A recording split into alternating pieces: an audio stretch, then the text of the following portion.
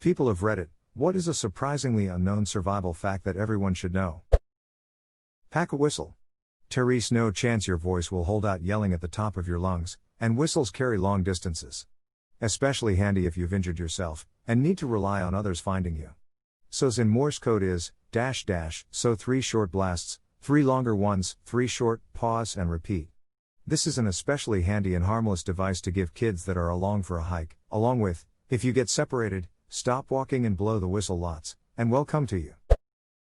If you get stuck in your car in the snow, stay with your vehicle. Hypothermia makes you delirious and you can wander the wrong direction and freeze to death. Your vehicle is also a lot easier to locate than you are. When I was younger and traveled a lot, a friend from Minnesota told me to keep an unopened bottle of water, a blanket, matches, candle and a rope in the car during the winter months. A wax candle will provide enough heat to keep the car warm enough to survive with a blanket around you.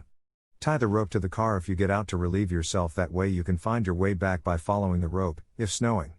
Water, well, that is obvious. Canadian here, I do the same. My sleeping bag lives in my trunk during winter, also super convenient if you need to crash on a couch after a party. The other thing is to make sure the car exhaust is clear. If you keep the car running you may very well kill yourself by carbon monoxide otherwise. Also, if there's an empty bottle you can pee in it and use it for warmth for a while. Same with the sleeping bag. I also keep my small single burner camp stove and my camp pot with 2 gas canisters and some of those freeze-dried meals in a bag. I've heard too many stories about people living off of hot sauce packets and whatnot when trapped with their car. When they find me, you'll be sleeping off a nice beef stroganoff. Edit, I've gotten a few comments on this, so I figured I'd put this up. Do not cook with gas inside a closed space. If you're going to do this, crack a window for ventilation. Careful with the burner though, it's possible to use up all the oxygen in a closed up space and suffocate yourself. Source, almost died to this when I was younger. Air got thin, so I left the building, came back and stayed in the room for about 10 seconds before I realized I wasn't breathing anything I could breathe. If I had gone to sleep like I was planning, I wouldn't have woken up. When wild camping and hiking in Scotland, some Dutch outdoor guide told us to always keep tampons to start a fire.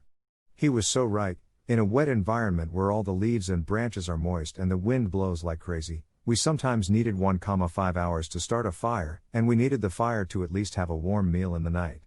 They're the best fire starter. They're lightweight and tiny, easy to carry. You can pull them apart and terrace a lot of easily burning material that you can use as a fire starter. They also frequently come in sealed plastic wrappers, so are basically waterproof. Most subway platforms have a space for a person to crawl under in case they fall on the subway's tracks. So if you fall off the edge of the platform and onto the tracks, instead of trying to climb back up, if you see a train coming, there's a crawl area underneath. It might be tight, and you'll certainly get dirty, but better than dying. Here's one you can use every day: know your exits. People will naturally want to go out the way they came in because it's the only exit they remember, especially at places like concert venues. You don't have to be paranoid, just take a quick glance and make a mental note. In the off chance an emergency happens, it could mean the difference between a swift and safe exit or being trampled in a panicking mass of people. Edit, I'm having a lot of fun reading all the replies that came in overnight. You guys are awesome. While I'm here, I'll add that exits in employee areas are fair game too. That's something my dad always drilled into our heads any time we'd go to any big events, and he'd always bring a small flashlight. I've never had to use an emergency exit, but I always make a point of finding the nearest one. During the winter, it is way better to be slightly cold than it is to sweat. If you start to sweat, you can go hypothermic way faster. Reminds me of a quote from Bear Grylls. I need to work quickly before hypothermia sets in. But not too quickly, because then I'll start to sweat, the sweat will freeze, and then hypothermia sets in. If you somehow are in a situation where you feel like you could drown and have no energy to go on, turn on your back and do the backstroke. Saved my life while at the beach last week after getting sucked out by rip current. Float for your life. I used to teach swimming, and for people who aren't comfortable floating, focus on keeping your belly up, like a balloon full of air. If you spread out your arms, it might make things easier. If you can't fully backstroke, because maybe you can't stay on top of the water well enough, or you can't extend your arms like that, swim like a frog by lifting your arms above your head then pushing them back towards your body. Think jumping jacks. If you are drinking plenty of water but still showing signs of dehydration, headache, fatigue, muscle aches, blurred vision, stumbling around, you may be low on electrolytes. Salty foods can really help with this, but oral rehydration salts such as Pedialyte work even better and should probably be in more people's backpacks. Disclaimer, those symptoms aren't limited to dehydration and can also occur due to heat exhaustion, hypothermia, or altitude sickness. You just solved a big problem for me, holy shit. I forgot about my salts. Drip Drop, it's like Pedialyte balanced for adults. I drink it in the backcountry, after long runs, or when I make poor decisions regarding whiskey. It helps so much. Exposure and dehydration will duck you up much faster than hunger. Bring spare socks, your feet will rot if you don't. And making shelter is more than just a roof over your head. You lose more body heat to the ground than to the air. Proper bedding is just as, if not more, important than having walls or roof around you. Barrel cactus in the Sonoran Desert are not full of water as is commonly portrayed. Instead, they are full of acidic solutions that induce vomiting and diarrhea if consumed. These can easily be fatal for a dehydrated person in the desert. The barrel cactus fruit, by contrast, is one of the most agreeable edibles in the cactus world. They are easy to pick, thornless, and tasty. I was led to believe that you should drink cactus juice. It'll quench you, nothing's quenchier, and it's the quenchiest. If you drink it, you'll see a friendly giant mushroom. Mushy giant friend. When defending yourself, there is no need to fight fair. I tell my son 14 this. Obviously you do not get violent until someone else does, but if someone has the intent of hurting you, it is fair game to punch them in the balls or worse. The eyes are the groin of the head.